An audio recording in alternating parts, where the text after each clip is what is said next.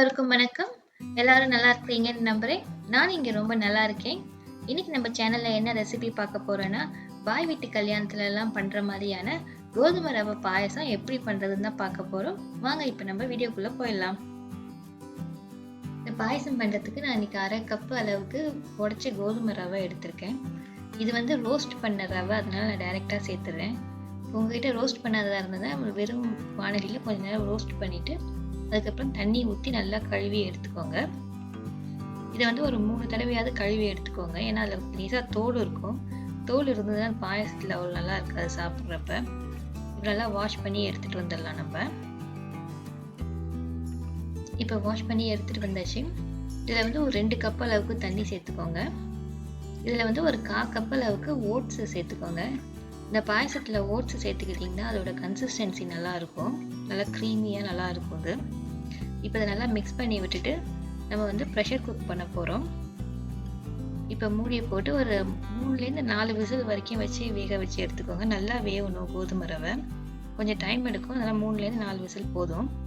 இப்போ 4 விசில் வந்துட்டுது, ப்ரெஷர் இல்லாமல் ரிலீஸ் ஆகிட்டுது. இப்போ திறந்து பார்ப்போம் எப்படி இருக்குதுன்னு. இப்போ திறந்து பாருங்க, அது வேவலைன்னா இன்னும் ஒரு விசில் மூடி போட்டு வேக வச்சிடுங்க. இப்போ நல்லா வெந்துட்டுது இது. இப்போ 4 விசில்லேயே எனக்கு நல்லா வெந்துட்டுது. இதை நல்லா மிக்ஸ் பண்ணி விட்டுடுங்க. பாருங்க, இந்த மாதிரி வேகணும். இப்போ இதில் வந்து ஒரு 1/2 லிட்டர் அளவுக்கு பால் சேர்த்துக்கலாம். காய்ச்சாத பாலே சேர்த்துக்கலாம். சேர்த்துட்டு இதை நல்லா மிக்ஸ் பண்ணி விட்டுடுங்க. இதில் எதுவும் கட்டி இல்லாமல் நல்லா மிக்ஸ் பண்ணி விட்டுடுங்க பாலோட சேர்த்துட்டு இதை வந்து இப்போ ஒரு கொதி வர விட்டுடலாம். இப்போ பாருங்க, ஒரு கொதி வந்துட்டுது. இப்போ இதை நல்லா நம்ம மிக்ஸ் பண்ணி விட்டுட்டு இதில் வந்து நம்ம வந்து கண்டென்ஸ்டு மில்க் சேர்க்க போகிறோம். இந்த பாயசத்துக்கு வந்து நீங்கள் ஃபுல்லாகவே கண்டென்ஸ்டு மில்க் போட்டு பண்ணால் நல்லாயிருக்கும். நான் இன்னைக்கு வந்து பாதி கண்டென்ஸ்டு மில்க்கும் பாதி வந்து சுகரும் போட்டு தான் பண்ண போகிறேன். இப்போ வந்து நல்லா பால் நல்லா கொதிச்சு வந்ததுக்கப்புறம் நம்ம இப்போ கண்டென்ஸ்டு மில்க் சேர்த்துடலாம். நான் இதில் ஒரு 5லேருந்து 6 டேபிள் ஸ்பூன் அளவுக்கு கண்டென்ஸ்டு மில்க் சேர்த்துருக்கேன். சேர்த்துட்டு இப்போ இதை நல்லா மிக்ஸ் பண்ணி விட்டுடுங்க. இப்போ நம்ம டேஸ்ட் பண்ணி பார்த்துட்டு பாக்கிக்கு வந்து சுகர் சேர்த்துக்கலாம். இப்போ நான் வந்து இதில் 1/4 கப் அளவுக்கு சுகர் சேர்க்குறேன். எனக்கு இது 1/4 கப் அளவுக்கு போட்டேன், சுகர் சரியாக இருந்தது. சுகர் சேர்த்துட்டு கொஞ்சோண்டு உப்பு சேர்த்துக்கோங்க, ஒரு பிஞ்ச் அளவுக்கு.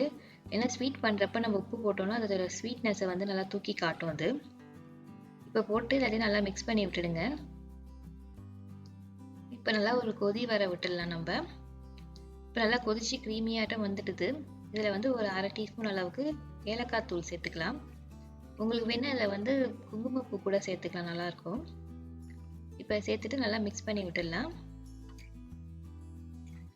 இப்போ இந்த கன்சிஸ்டன்சி நல்லா இருக்குது. கொஞ்சம் ஆறுனதுக்கப்புறம் திக்காயிடும், ஏன்னா அது கோதுமையும் ஓட்ஸும் போட்டிருக்கிறதுனால. அதனால் கொஞ்சம் தண்ணியாக இருக்கிற மாதிரியே ஆஃப் பண்ணிடுங்க. இப்போ நம்ம இதில் வந்து முந்திரி பருப்பு தாளித்து போட்டுடலாம். அதுக்கு ஒரு கடாயில் ஒரு டேபிள் ஸ்பூன் அளவுக்கு நெய் சேர்த்துக்கோங்க. நெய் சூடானதுக்கப்புறம் அதில் ஒரு 10 முந்திரி பருப்பு இதுமாதிரி உடச்சி சேர்த்துக்கோங்க. உங்களுக்கு பிடிக்குன்னா அதில் நீங்கள் கொஞ்சம் காஞ்ச திராட்சை கூட போட்டுக்கலாம், இல்லாட்டி பாதாம் பருப்பு கூட நீங்கள் போட்டுக்கலாம். இப்போ நல்லா செவந்து வந்துட்டுது. நம்ம இதை வந்து பாயசத்தில் சேர்த்துடலாம். சேர்த்துட்டு இதை மிக்ஸ் பண்ணி விட்டுடலாம். நம்மளோட சுவையான கோதுமை ரவை பாயசம் ரெடி ஆயிட்டுது. இந்த பாயசம் ரொம்ப டேஸ்டியாகவும் இருக்கும், ரொம்ப ஹெல்த்தியான பாயசமும் கூட. நம்ம பாய் வீட்டு கல்யாணத்துலலாம் போனால் அவங்க பிரியாணி சாப்பிட்டுட்டு கூட இந்த பாயசம் கொடுப்பாங்க, ரொம்ப நல்லாயிருக்கும். இந்த ரெசிபி ரொம்ப சிம்பிளான ரெசிபி தான். நீங்கள் வீட்டில் ட்ரை பண்ணி பாருங்கள். எப்படி வந்தது உங்களோட ஃபீட்பேக் என்னோட கமெண்ட் செக்ஷனில் கொடுங்க. இந்த வீடியோ பிடிச்சிருந்தா இந்த வீடியோக்கு ஒரு லைக் போடுங்க. உங்கள் ஃப்ரெண்ட்ஸ் அண்ட் ஃபேமிலி கூட ஷேர் பண்ணுங்கள். என் சேனலுக்கு இன்னும் சப்ஸ்கிரைப் பண்ணாதவங்க சப்ஸ்கிரைப் பண்ணிக்கோங்க. கூட இருக்க பெல் பட்டனையும் ப்ரெஸ் பண்ணிக்கோங்க. வாங்க நம்ம என்னோட குரல் பார்த்துடலாம். ஊர் என்னும் தோட்டியான் ஓரைந்தும் காப்பான், வரன் என்னும் வைப்பிற்கோர் வித்து. அதாவது உறுதி என்ற அங்குசம் கொண்டு 5 பொறிகளையும் அடக்கி காப்பவன் துறவரம் என்னும் நிலத்திற்குள் ஏற்ற விதையாவான் என்பதுதான் இந்த குரலோட பொருள். மீண்டும் இன்னும் ஒரு இன்ட்ரெஸ்டிங்கான ரெசிபியுடன் இன்னொரு குரலுடன் உங்களை சந்திக்கிறேன். நன்றி, வணக்கம்.